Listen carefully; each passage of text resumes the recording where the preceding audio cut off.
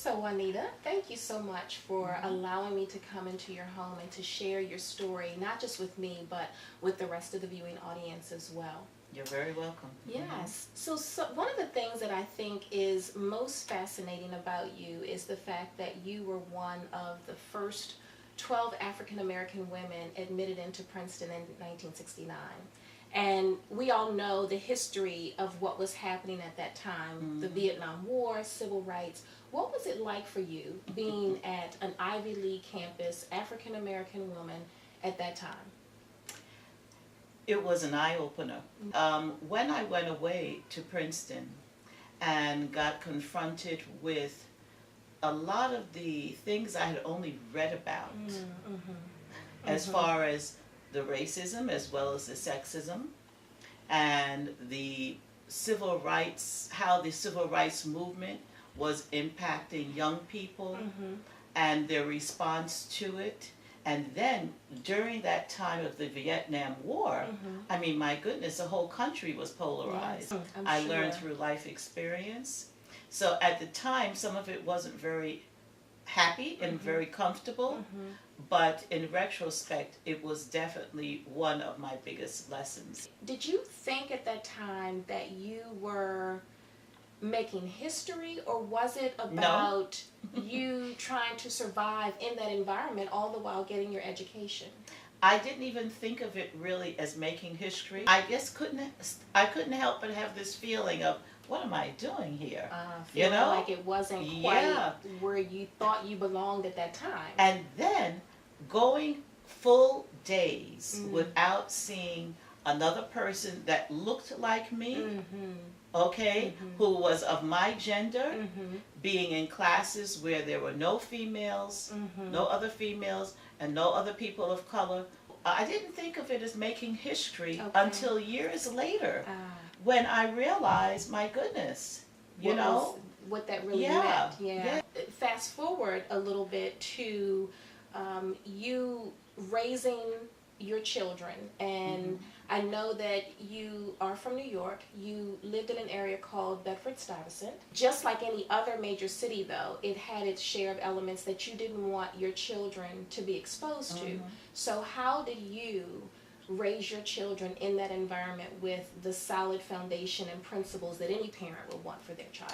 Different communities, have dynamics that you want your children to absorb, and some you prefer that they not. Absolutely. Like, for instance, the gang presence was strong, and the drugs were pretty strong, and also I would have to say the sense of you can't beat City Hall, so why bother try, was very present. Okay. So that's around, the fact that you may not be able to change things the way you'd like to, and people often just kind of brush it under the rug if they feel that way. And get comfortable with their state of being. The challenge was really to take on providing my children with experiences and exposures that would serve them well. But I knew that they had to be armed with certain ways of being. They had to be exposed to different cultures, to have an appreciation first and foremost for themselves and what they brought to the table, of their own culture, of their own history. And because I don't believe that you can truly begin to appreciate anyone else unless you first appreciated yourself. Being exposed to different types of music. Absolutely. Being exposed to different people from different walks of life. And you're right, being in New York, you get all of that. And I love the approach that you took, because, so often we can become elements of our environment and our circumstances. And so you just expose them to things that would give them such a broader view. In 1979, you shared with me that you were actually declared legally blind. And as I listened to you talk about this, it was just amazing to me. And as you sit across from me now, I know that you see me very well. I was fortunate to meet a health professional who was holistic before it became even really popular. Okay. Also, one thing that he brought and presented to me was the challenge of changing my mindset about not settling for the condition I was in. Wow. And it was really, I would have to say, my first real life experience with understanding the impact of how I was thinking, impacting how I was feeling physically. You know, and I just, it's so important for us to just stop and think about what you just said, because we get so caught up in the physical, and a lot of what is manifesting in our space is really about how we think. And so, you know, I want to just kind of caution those who are watching that, you know, we're not medical doctors, we're not holistic practitioners, so we're not promoting a regimen for someone who may be dealing with particular health issues, but I think your story speaks more to just the power that our mind has on our being overall. So I just needed to say that, because I don't want to send the wrong message, but it's such an intriguing story. Yes, because basically what my daily regimen that I began as a result of meeting him and you know, and getting checked out completely, comprised of a number of eye exercises as well as compresses that I used, everything from castor oil compresses and aloe vera on the eyes, and there were certain herbs like bilberry that I had to take, but I also took things that dealt with my stress level. Okay, and I also began doing some regular exercising. I also got out in the sun every day. I had to have, he told me to sit and let the sun just penetrate my eyes, to sit back and let the sun just penetrate my eyes each day. Amazing. And while doing that, also affirm who I am. And so I began doing affirmations at that time. Okay, and really just getting up and being in a space of gratitude each morning. Amazing. It was something that I didn't even realize I needed. Absolutely. Now, as part of this whole process, you said something to me that I remember vividly, and that is, when you started going through this regimen, you said you remembered waking up one morning and you saw the color of your curtains.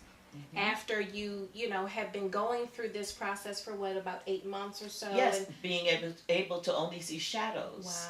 Wow. And so at that moment, when you recognized that you could actually see that, I remember asking you, were you afraid at that time that this was just a temporary thing and that it was going to all go away like that? And you said what to me? No. Yeah. I knew it would not go away, because I knew that I was seeing not just with my eyes again, but it was a whole different way of seeing and sight. That had nothing to do with your eye, your physical eyes. That's right. Amazing. You were diagnosed with colon cancer, that you meditated on pro-life. Oh, yes. What did that mean? It meant that I first of all, I understood why I got cancer.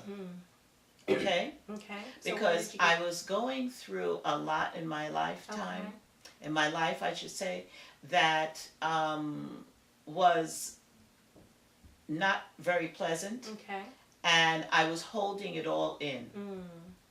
And to me, there's no way that you can hold everything in and it not take shape after a while. It manifests itself in the physical, not just... Exactly. Yeah. Okay. So, you know, if you're blocking how you're feeling, if you're holding on to resentment, to anger, to bitterness, to confusion that never gets expressed, it's going to become solidified at some point. Absolutely.